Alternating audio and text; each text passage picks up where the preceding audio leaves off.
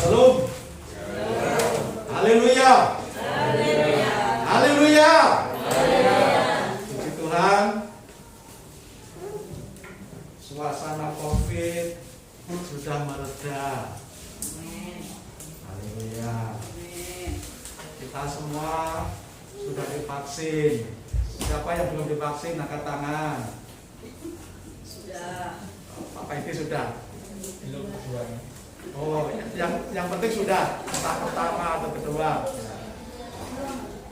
Tuhan, ya, suasana mereda dan kita berdoa bersama-sama supaya seiring suasana COVID yang mereda, ya, usaha pekerjaan kembali berputar, ya, kita kembali mendapatkan penghasilan kita dan kita percaya selama setahun lebih, hampir 2 tahun, ya, COVID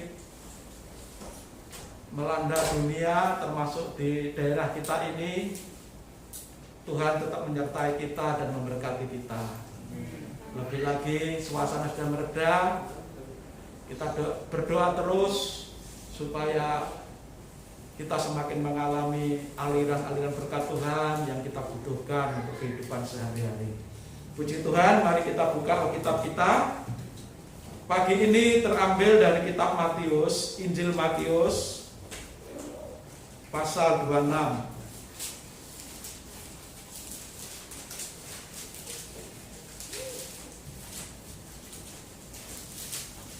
Injil Matius, pasal 26. Ayat 47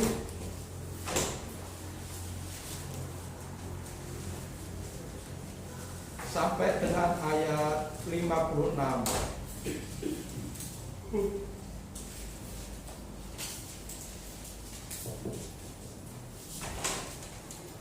Injil Matius pasal 26 ayat 47 sampai 56, demikian firman Tuhan. Kita akan membacanya berbalas-balasan. Waktu Yesus masih berbicara, datanglah Yudas, salah seorang dari ke-12 murid itu, dan bersama-sama dia serombongan besar orang yang membawa pedang dan pentung, disuruh oleh imam-imam kepala dan tua-tua bangsa Yahudi. 48. Orang yang menyerahkan dia akan memberitahukan hal ini kepada mereka. Orang yang akan mencium dia tangkaplah dia. Dan segera ia maju mendapatkan Yesus dan berkata, "Salam Rabi," lalu mencium dia. 50.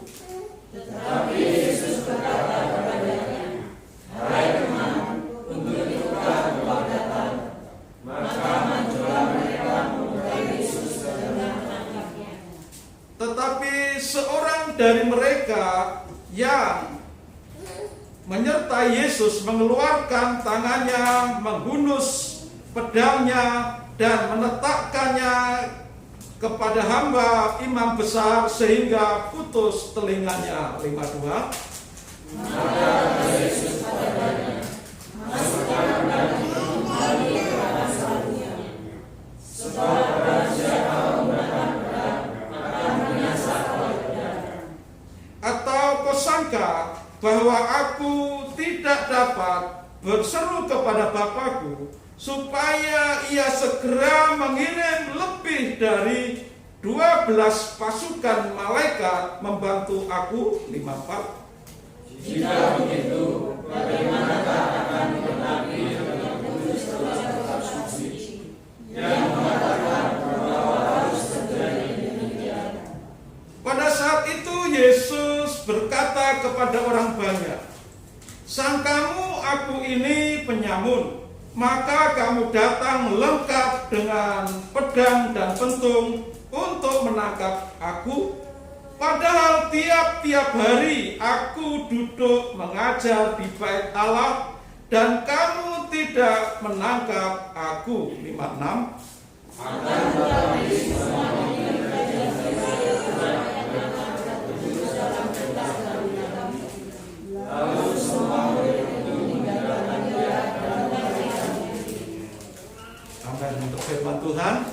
Sidang jemaat yang dikasihi Tuhan Yesus Kristus, judul renungan kita pada pagi ini yaitu keagungan kasih Yesus saat dikhianati. Keagungan kasih Yesus saat dikhianati. Saudara sekalian, rasanya dikhianati teman, pacar, pasangan hidup, teman bisnis, tentu sangat tidak enak. Ya, yang pernah dikhianati, rasanya enak nggak, saudara? Nggak enak. Nggak enak. Oh.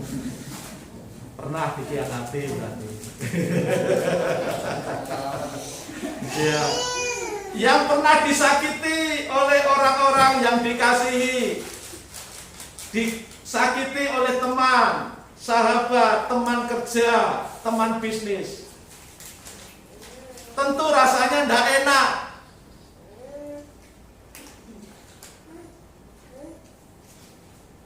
Ditinggal pacar, rasanya sakit sekali. Ditinggal suami, ditinggal istri, berpaling kepada yang lain, rasanya sakit sekali, bukan enak sekali rasanya, sakit sekali. Nah, seringkali kita sebagai manusia, ketika kita disakiti, ketika kita dikhianati, reaksi pertama kita seringkali adalah emosi, marah. Reaksi kita selanjutnya, ya, ngomel. Ngomelnya itu dengan bahasa-bahasa yang namanya orang emosi dilampiaskan dengan ngomel. Bahasanya juga bahasa kebun binatang.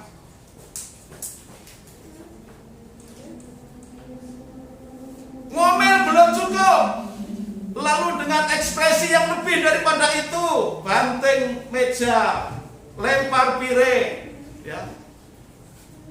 Semua barang-barang di sekelilingnya jadi korban.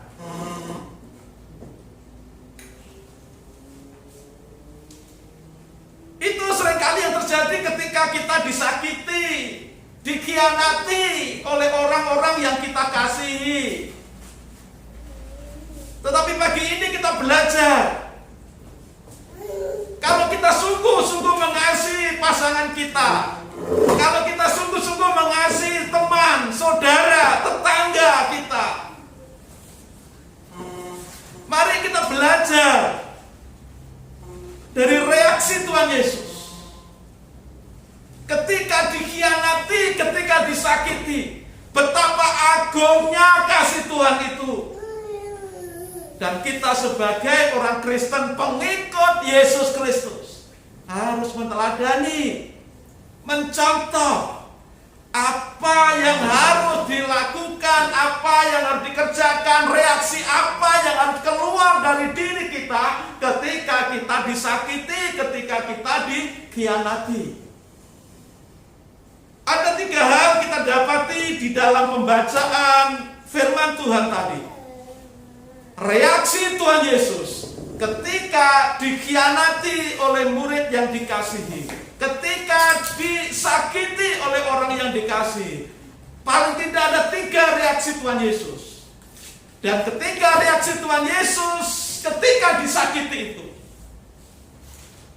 justru menunjukkan keagungan kasih-Nya yang tidak ada taranya, yang patut kita contoh dan kita teladani sebagai orang Kristen.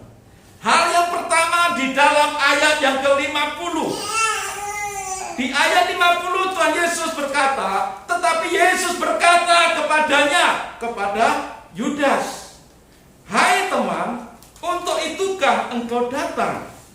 Maka majulah mereka memegang Yesus dan menangkapnya. Saudara perhatikan dari ayat 50 ini, perkataan dari Tuhan Yesus kepada Yudas yang jelas-jelas ketika mereka datang membawa rombongan, rombongan yang membawa nasi, membawa makanan, tetapi rombongan yang membawa pedang dan pentungan untuk menangkap Yesus. Dan seluruh rombongan yang menyertai Yudas Iskariot itu sudah diberitahu, orang yang nanti aku kasih peluk, aku cium, dia itu yang harus ditangkap. Dan ternyata yang dipeluk dan dicium oleh Yudas Iskariot itu adalah Yesus Kristus sendiri. Apakah Yesus tidak tahu rencana Yudas? Tahu. Yesus tahu persis apa yang ada di pikiran, di benak yang direncanakan oleh Yudas Iskariot. Ciuman kepadanya yang dia dapatkan dari Yudas Iskariot itu bukan ciuman yang keluar dari hati yang tulus, tetapi ciuman Yudas itu adalah ciuman pengkhianatan, ciuman maut, ciuman yang mematikan, ciuman yang membawa pada akhirnya pengkhianatan dan penyaliban. Tetapi apa respon Tuhan Yesus ketika Yudas memeluk dan menciumnya? Ayat 50 tadi mengatakan, hai teman, hai sahabat. Ini merupakan sapaan yang penuh kasih. Walaupun Yesus tahu apa yang dipikirkan, apa yang dirancangkan oleh Yudas Iskariot dengan membawa orang-orang yang begitu banyak dengan pedang dan pentungan. Tetapi Yesus tidak menyapa Yudas dengan kata-kata anjir. Yesus tidak menyapa dengan bahasa arek Surabaya, pincuk gitu. Enggak. Atau Yesus tidak langsung memukul Yudas Iskariot. Tidak, itu juga tidak dilakukan. Tetapi justru Yesus sambil menerima ciuman dan pelukan Yudas Iskariot sambil berkata, hai teman, hai sahabatku. Satu reaksi pertama ketika disakiti dan dikhianati dari Tuhan Yesus kepada Yudas, justru menganggap mereka itu sahabat dan teman. Tidak ada rasa sakit di hati, tidak ada menyimpan dendam di hati, tidak ada rasa emosi marah di hati Yesus, tapi justru menyapa dengan, hai sahabatku, hai temanku.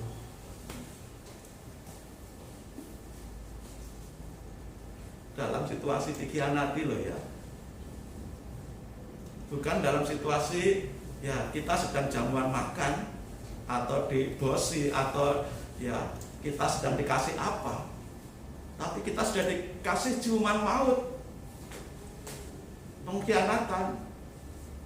Tetapi Yesus reaksi pertamanya adalah, hai sahabatku, hai temanku.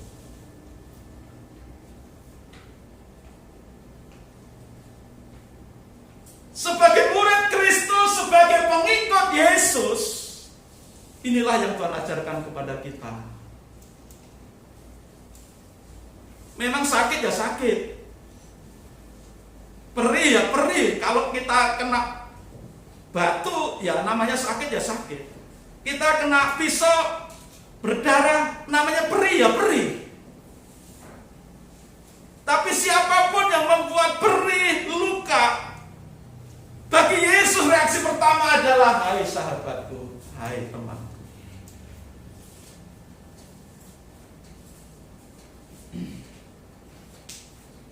Hidup kita sebagai orang Kristen, pengikut Kristus, hendaknya meneladani apa yang Yesus contohkan.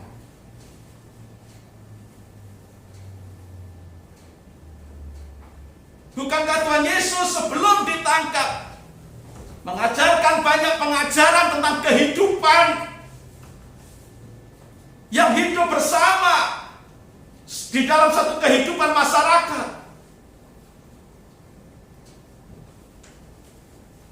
Yesus ajarkan, ampunilah orang yang bersalah kepadamu dan berdoalah bagi musuhmu.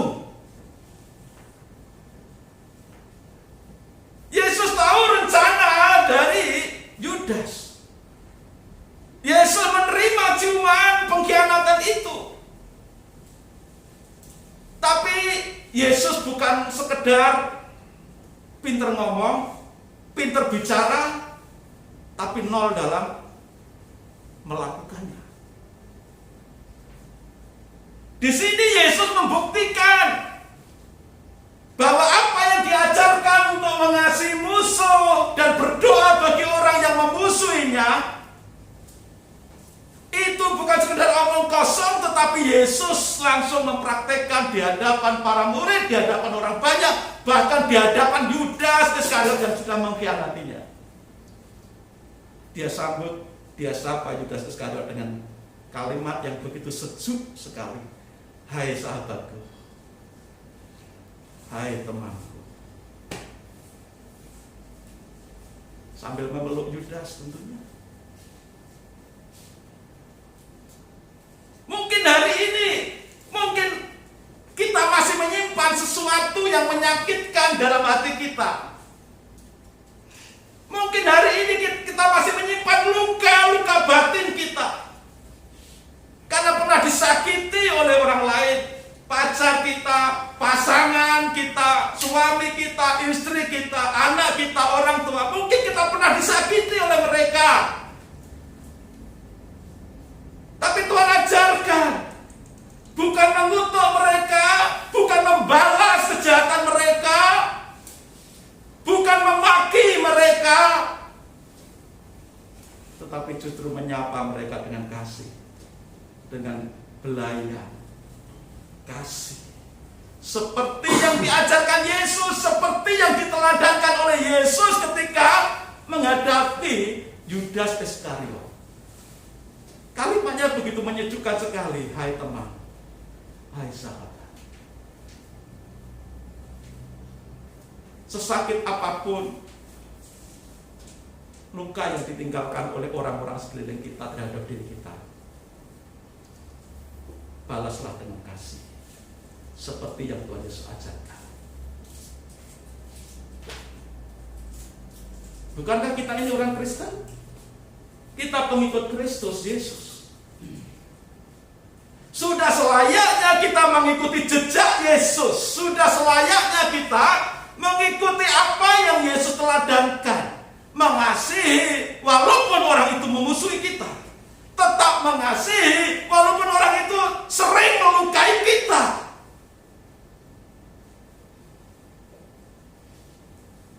Ketika orang berusaha menyakiti kita, sebanyak apapun dia berusaha menyakiti kita, sesering apapun dia berusaha melukai kita, selama diri kita menerima dengan kasih, saudara, orang itu tidak akan pernah menang berhasil menyakiti kita. Seperti Tuhan Yesus ketika berusaha disakiti, dikhianati oleh Yudas, tapi justru Yudas diterima dengan pelukan dan sapaan yang penuh dengan kasih sayang. Hai temanku, hai sahabat.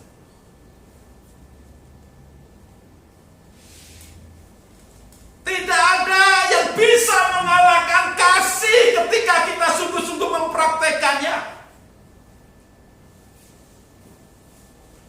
Sebanyak apapun panah kesakitan, panah luka yang dihujamkan dalam diri kita, kalau kita tetap mengasihi mereka, sesungguhnya kita tidak akan pernah dilukai dan dikalahkan oleh mereka. Kita merasa tersakiti, terzalimi, kita merasa dilukai oleh orang lain ketika kita menerima itu bukan dengan kasih, tetapi dengan emosi, dengan hal-hal manusiawi yang ada dalam diri kita. Mungkin kita akan berkata, oh iya, saya kan manusia, kalau saya disakiti, bales, kan manusia. Iya. Tapi kita bukan manusia yang tetap tinggal dalam dosa. Kita ini manusia pengikut Kristus Yesus yang diajarkan dan diberi teladan oleh Yesus untuk tetap mengasihi orang yang telah menyakiti kita. Yesus telah memberikan contoh, memberikan teladan, memberikan ajaran bahwa tidak ada seorang pun yang bisa menyakiti dan melukai kita ketika kita menerima semua hujaman itu dengan kasih.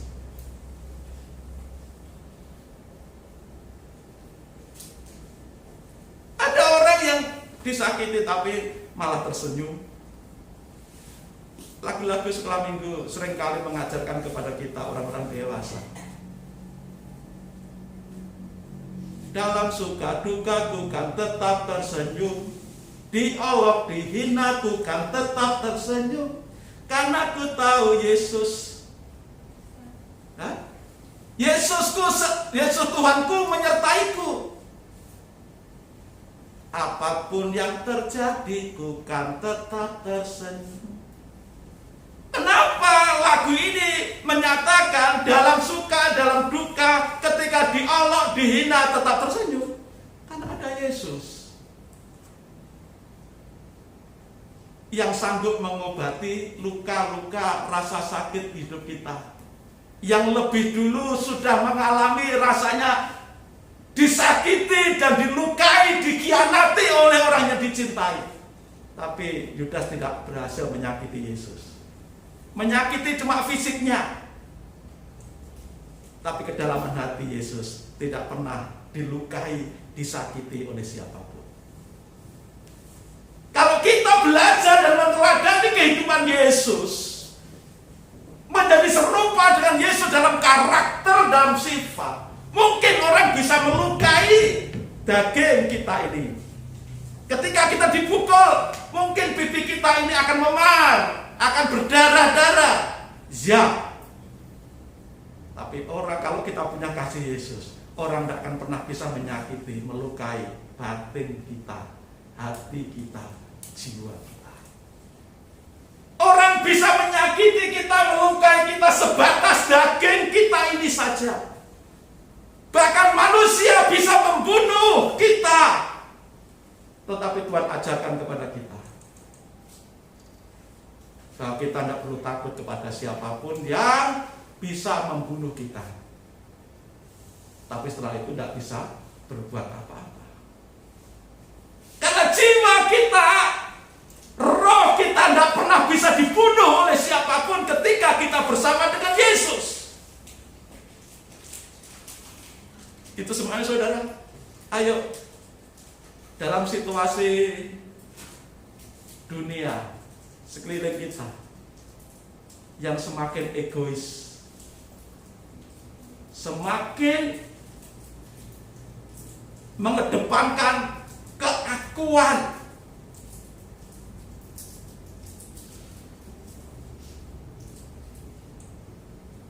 demi kesuksesan diri, demi keberhasilan diri, demi kenyamanan diri, berani mengorbankan, menyalahkan, menzolimi orang lain. Dalam dunia yang seperti ini, mari kita belajar dari Yesus, supaya sekejam apapun dunia ini, walaupun ada orang yang memusuhi dan berusaha menyakiti kita,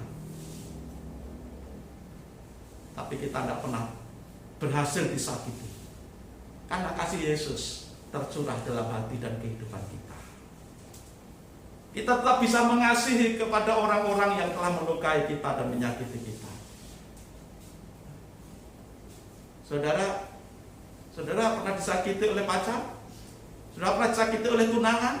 Saudara mungkin pernah disakiti oleh suami atau istri? Kalau saudara memiliki kasih Yesus, saudara tidak akan pernah merasa tersakiti. Karena selalu ada maaf, karena selalu ada pengampunan, karena selalu ada doa untuk orang-orang yang menyakiti kita. Doa yang terbaik. Karena selalu ada pelukan bagi mereka.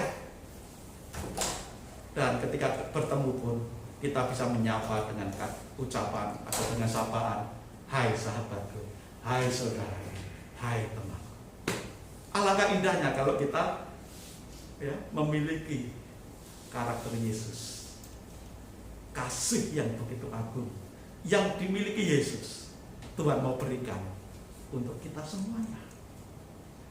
Jika kita sungguh-sungguh percaya kepada Yesus, maka mari kita doakan Yesus. Ya. Ku mau seperti Yesus. Ku mau seperti Yesus. Dalam hal apa? Karakter, sifat, watak. Jadi ditunjukkan, diteladankan oleh Yesus. Tetap mengasihi, walaupun orang itu berusaha menyakiti kita. Ya. Yang kedua, di dalam ayat 51 dan 52. Tetapi seorang dari mereka yang menyertai Yesus mengulurkan tangannya, menghunus pedangnya dan menetapkannya kepada hamba imam besar sehingga putus telinganya.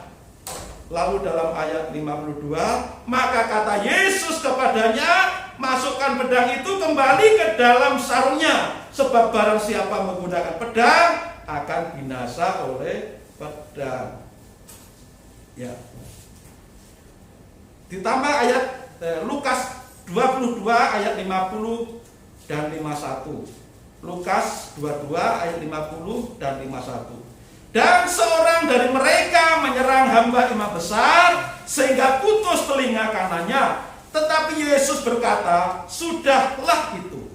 Lalu Yesus menjamah telinga orang itu dan menyembuhkannya. Saudara, di ayat ini, di bagian yang kedua ini, keagungan kasih Yesus ketika dikhianati, ketika disakiti itu ditunjukkan dengan mengobati dan memulihkan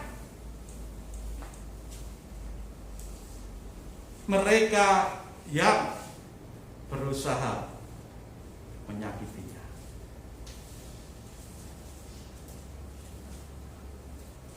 Kejahatan dibalas dengan kebaikan.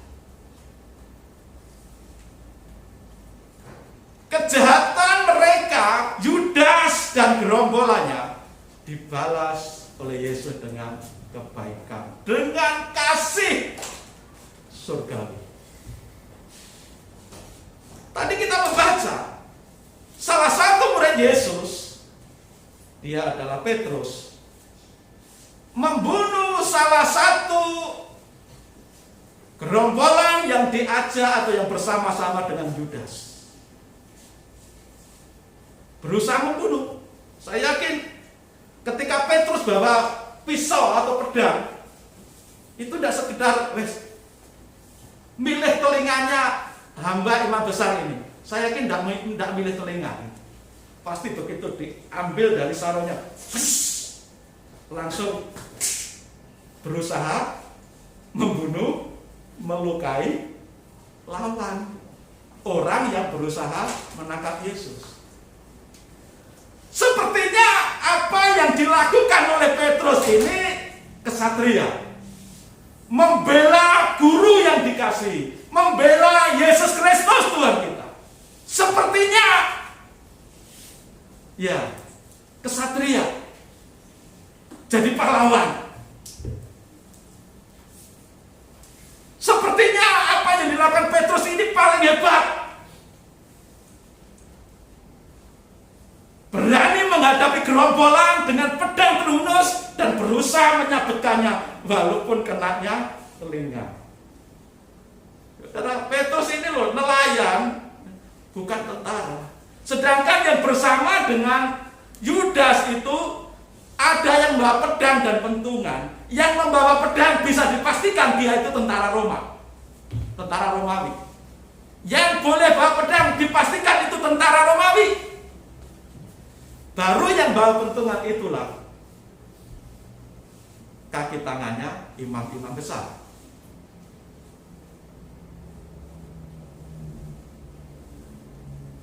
Tentu Petrus yang tidak terlatih untuk berperang, dia ahli dalam menjala ikan tapi tidak ahli dalam berperang. Makanya ketika dia menghunus pedangnya atau pisaunya, disabetkan, tidak kena bagian penting, kenanya telinga.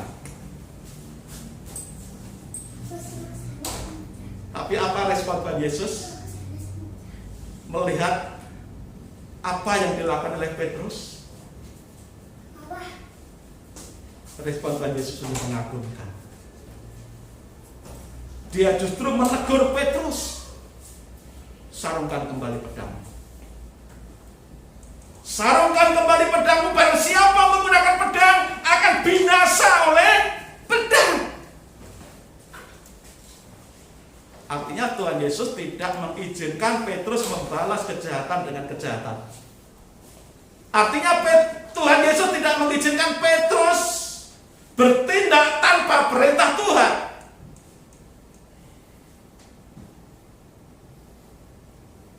Apa yang dilakukan oleh Petrus yang sepertinya itu heroik, pahlawan, kesatria karena membela Yesus, gurunya, ternyata di hadapan Tuhan itu tidak benar. Tidak boleh membalas kejahatan dengan kejahatan. Kalau orang membalas kejahatan dengan kejahatan, apa bedanya para gerombolan itu dengan Petrus? Maka yang jahat harus dibalas dengan kebaikan dan kebenaran. Dan Yesus menegaskan, barang siapa menggunakan pedang akan binasa dengan pedang. Dan kita lihat setelah menegur Petrus, apa yang dilakukan oleh Yesus? Dalam Injil Lukas 22 tapi ayat 50-51 dikatakan, Yesus kemudian memegang telinga hamba dari imam besar itu sehingga kembali sembuh. Ayatnya begini, ayat 51. Lalu Yesus menjamah telinga orang itu dan menyembuhkannya. Saudara, gerombolan yang membawa pedang dan pentungan begitu banyak jumlahnya. Petrus berusaha membela Yesus dengan pedang. Tapi Yesus justru menegur Petrus dan menyatakan itu salah, tidak dibenarkan. Lalu menyembuhkan satu di antara gerombolan yang sudah telinganya diputus oleh Petrus. Telinga putus bisa langsung disembuhkan oleh Yesus.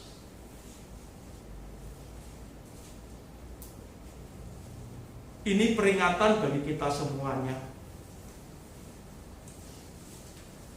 Kita ini penyembah Tuhan yang benar.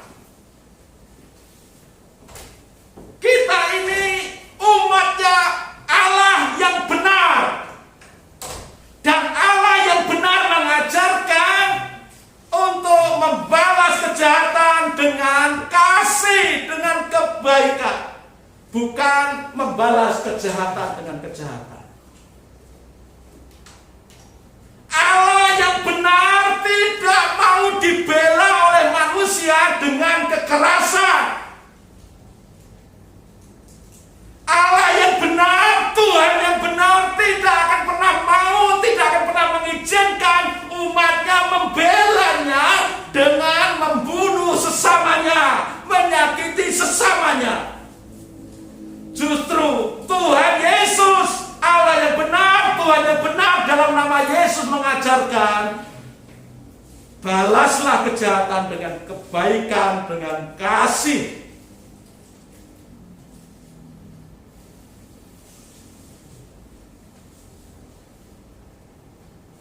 Seringkali kita tanpa pengertian yang benar sebagai umat Tuhan merasa seperti Petrus. Kalau sudah membalas orang lain yang menyakiti kita, kalau kita membalas penghinaan orang lain terhadap agama, terhadap iman kita, terhadap kepercayaan kita, kita balas dengan menyakiti, dengan mengumpat, kita balas dengan omongan yang kasar. Kita merasa kita sudah menjadi laskarnya Tuhan. Memang benar dalam Alkitab ada banyak istilah tentara Tuhan.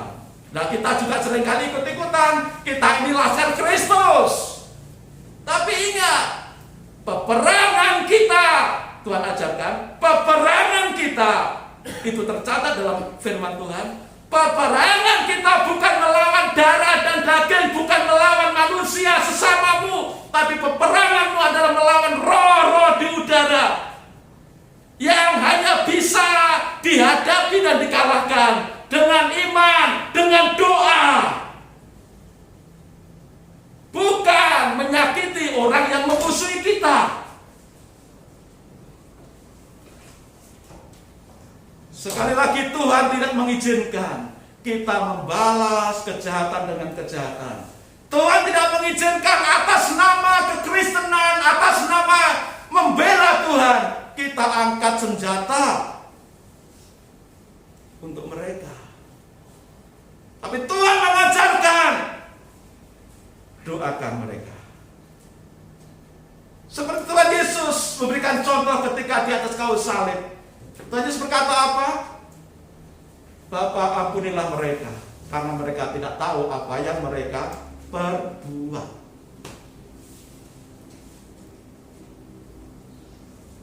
Agama yang salah mengajarkan membela agama dengan peperangan, dengan saling menyakiti satu dengan yang lain. Tetapi agama yang dari surga, agama yang dibawa Tuhan yang benar, Allah yang benar, akan selalu membawa kasih walaupun orang itu berusaha menyakiti kita.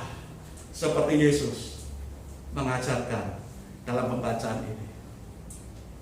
Bukan hanya menyapa Yudas, orang yang mengkhianatinya itu, hai sahabatku, hai temanku. Tetapi selanjutnya, dia justru menegur Petrus yang berusaha membelanya. Tuhan itu bisa membela dirinya sendiri. Justru kitalah yang akan dibela oleh Tuhan. Berapa besar kekuatan kita sehingga kita mentang-mentang seperti mau membela Tuhan.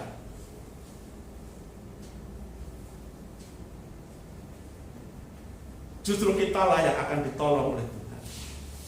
Justru kitalah sebagai umat Tuhan yang akan dibela oleh Tuhan. Tuhan mampu membela dirinya sendiri. Itulah Tuhan yang benar. Dan dari peristiwa ini ada ajaran yang begitu luar biasa.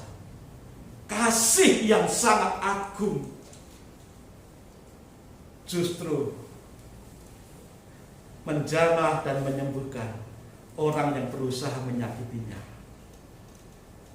Dikatakan dengan jelas dalam Lukas 22 ayat 51, lalu Yesus menjamah telinga orang itu dan menyembuhkannya.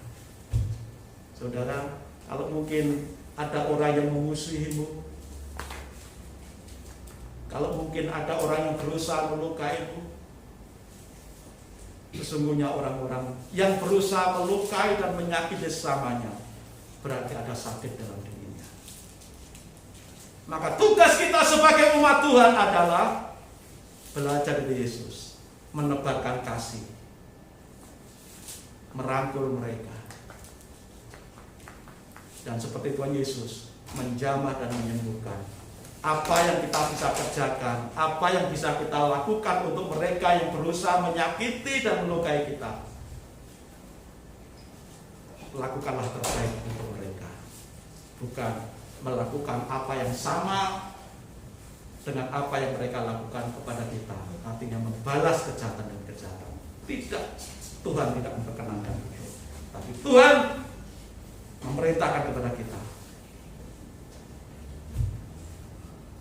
doalah untuk musuhmu, berdoalah untuk orang yang musuh. Sebagai orang Kristen, sebagai umat Tuhan, kita tidak pernah diajarkan memusuhi siapapun.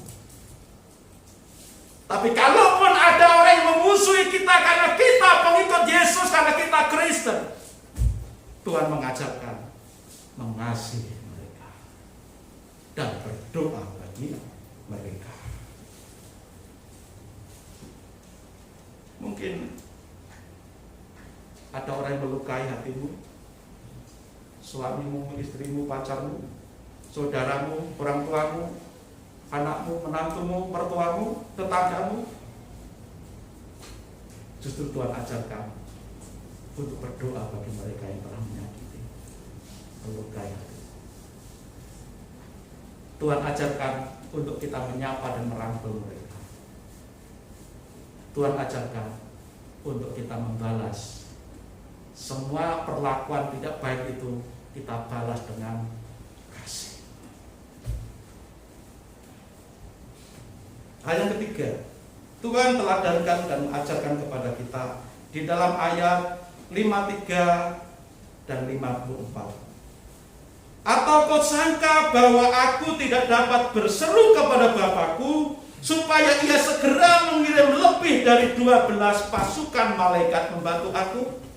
Jika begitu, bagaimanakah akan digenapi yang tertulis dalam kitab suci yang mengatakan bahwa harus terjadi demikian? Di ayat 53 menyatakan bahwa Yesus sanggup mendatangkan 12 pasukan malaikat. Kalau mau loh ya, kalau mau Tuhan bisa mendatangkan 12 pasukan. 12 pasukan bukan berarti bukan 12 orang malaikat, bukan. Satu pasukan kalau dalam ketentaraan Romawi, karena ini Alkitab ini ditulis ya ketika konteksnya ada penjajahan Romawi, satu pasukan itu sama dengan 6.000 prajurit. 6.000 prajurit. Kalau 12 pasukan berarti ada berapa? 6.000 kali 12 72.000 prajurit. Dan ini bukan prajurit manusia, tapi malaikat. Berapa banyaknya gerombolan yang dibawa oleh Yudas? Memang tidak terhitung. Memang ada tentara Romawi, memang ada gerombolan dari yang disuruh oleh ahli-ahli agama Yahudi. Tetapi kalau Yesus mengatakan aku sanggup mendatangkan 12 pasukan kali 6.000, artinya 72.000 malaikat. Kalau Tuhan mau. Tapi Tuhan tidak mau mendatangkan bala batuan.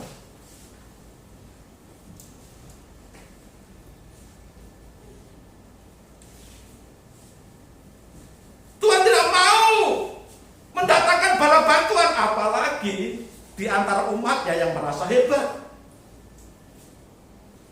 merasa bisa membantu Tuhan mengalahkan musuh-musuhnya, seperti Petrus tadi yang memotong telinga hamba imam besar tadi.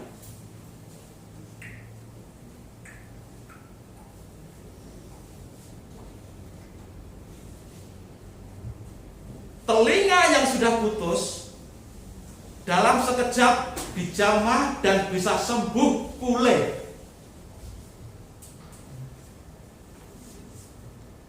Betapa hebatnya Yesus kita, Tuhan kita. Kalau Tuhan bisa dalam sekejap memulihkan telinga yang sudah lepas dan putus, apa susahnya saya menyingkirkan gerombolan-gerombolan itu, walaupun dengan senjata lengkap? Gak susah bagi Yesus. Tapi seringkali kita sebagai manusia, sebagai umat Tuhan, merasa sok bisa menolong Tuhan, membela Tuhan, atas nama Tuhan melakukan kekerasan, atas nama Tuhan membalas kekerasan dengan kekerasan. Tidak, Tuhan tidak mau kita lakukan. Kalau mau, Tuhan bisa membela dirinya sendiri. Tapi di sini kita diajarkan bahwa Yesus harus menggenapi semuanya itu. Yesus harus mengalami semua penderitaan, perlakuan yang tidak enak. Di sini kita bisa belajar kerelaan Yesus untuk berkorban. kerelaan untuk berkorban Yesus itu dilandasi dengan kerendahan hati yang luar biasa, yang perlu dan patut kita teladani.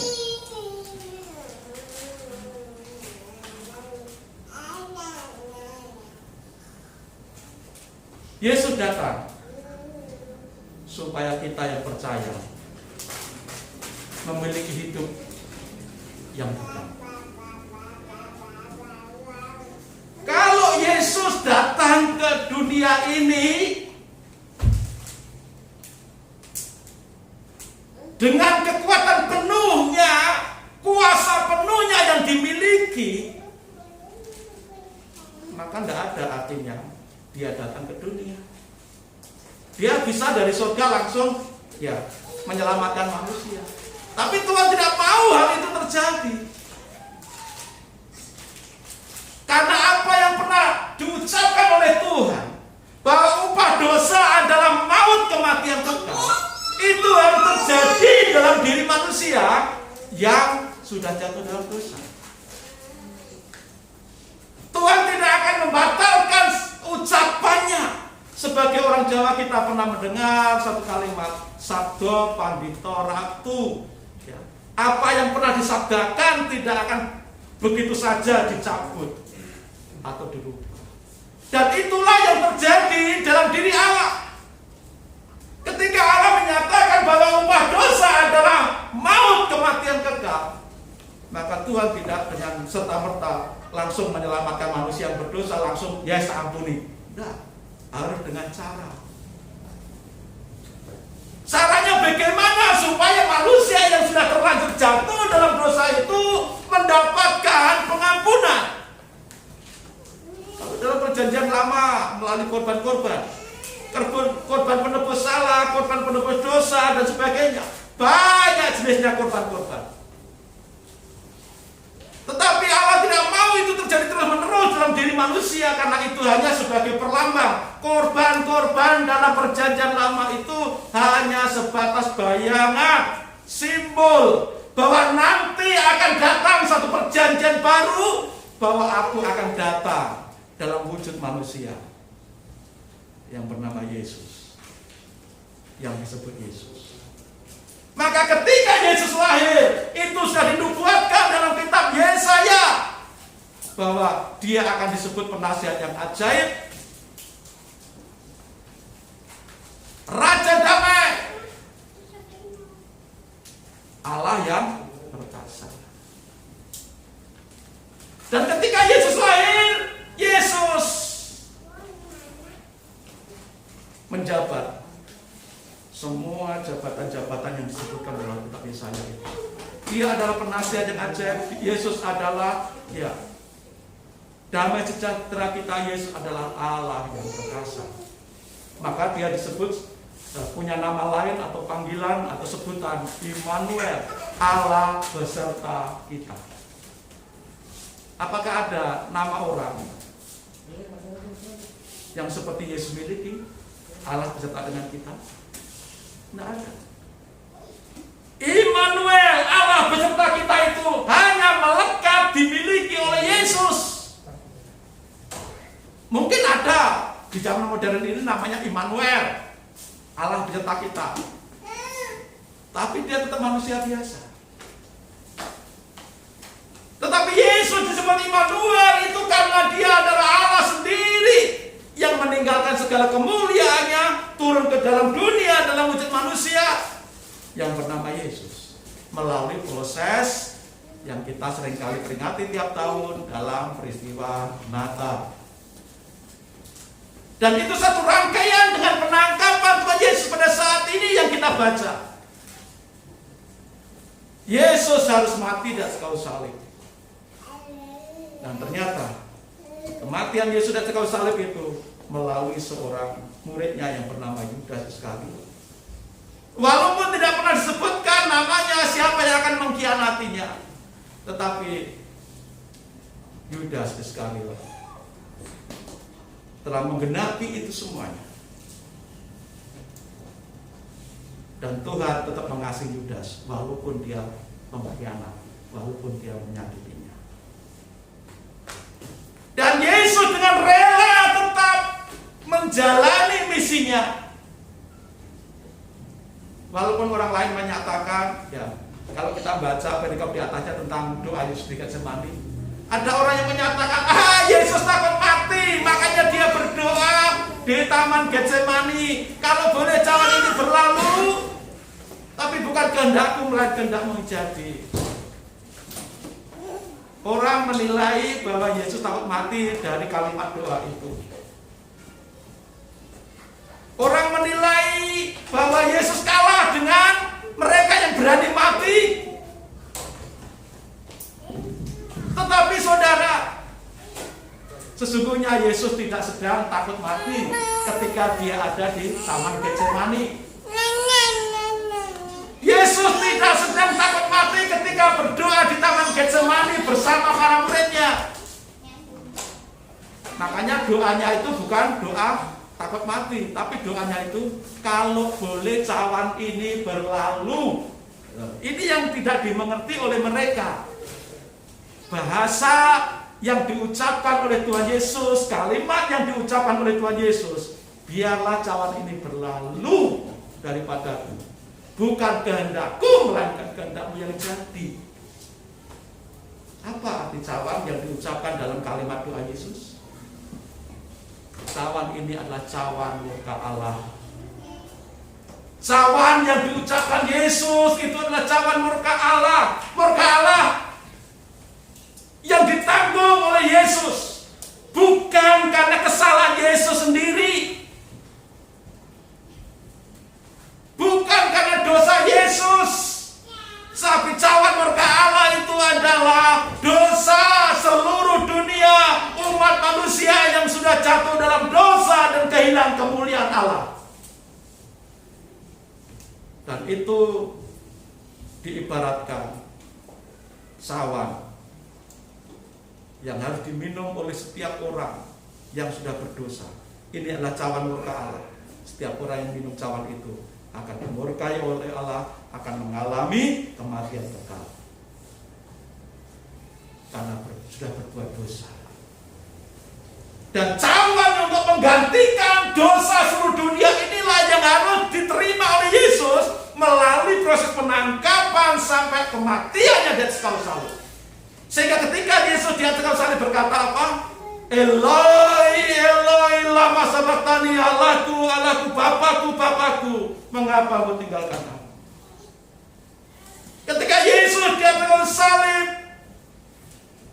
dia benar-benar terpisah dengan Allah Bapa. Dia sungguh-sungguh mengalami sebagai manusia sejati betapa sakitnya terpisah dari Allah, mengalami murka Allah, bukan karena dosanya, bukan karena kesalahannya, tetapi untuk menanggung dosa seluruh dunia. Tapi keselamatan melalui iman kepada Yesus hanya dikhususkan kepada yang percaya kepada Yesus saja. Yesus tidak takut mati, tapi Yesus sedang mengalami, meminum cawan murka. Dengan kata lain atau kalimat lain, kalau boleh ada cara lain, biarlah cawan ini berlalu. Tapi bukan kehendak yang jadi, melainkan kehendak.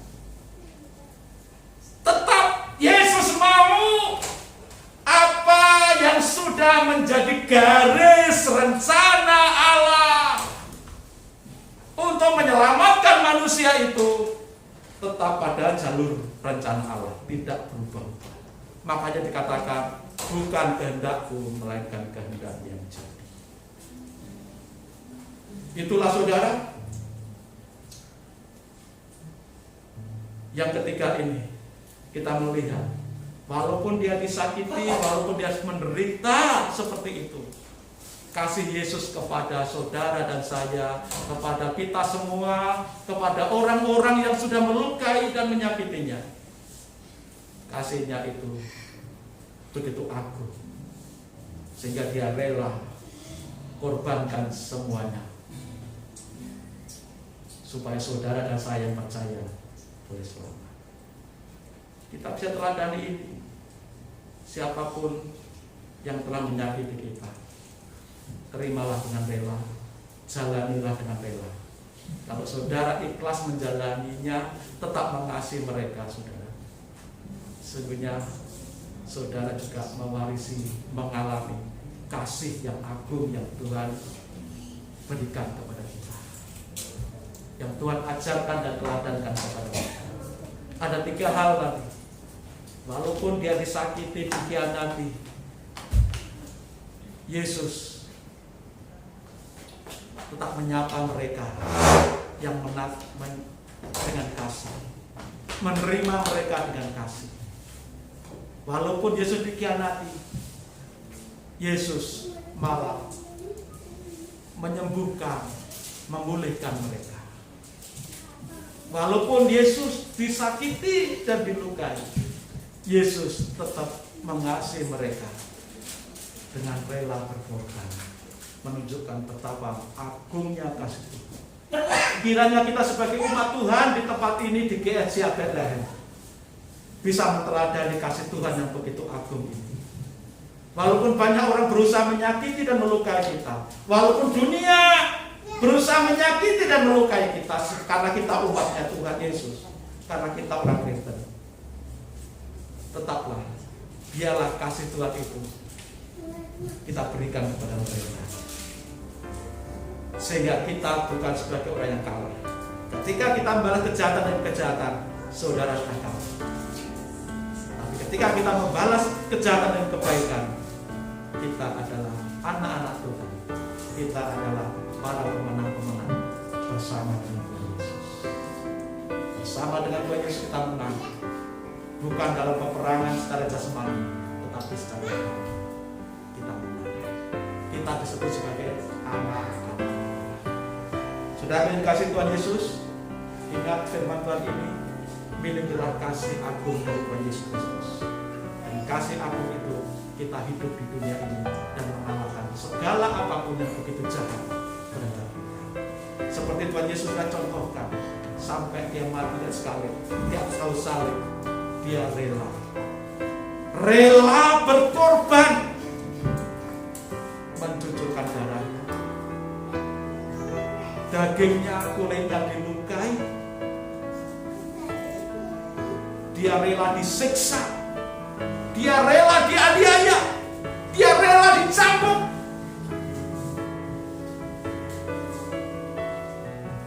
Iblis bersorak, aku menang. Yesus berhasil ditangkap, Yesus berhasil disiksa, dianiaya, Yesus berhasil dilecehkan, Yesus berhasil mati dan dikuburkan. Iblis merasa menang, tapi ini yang tidak diketahui oleh iblis.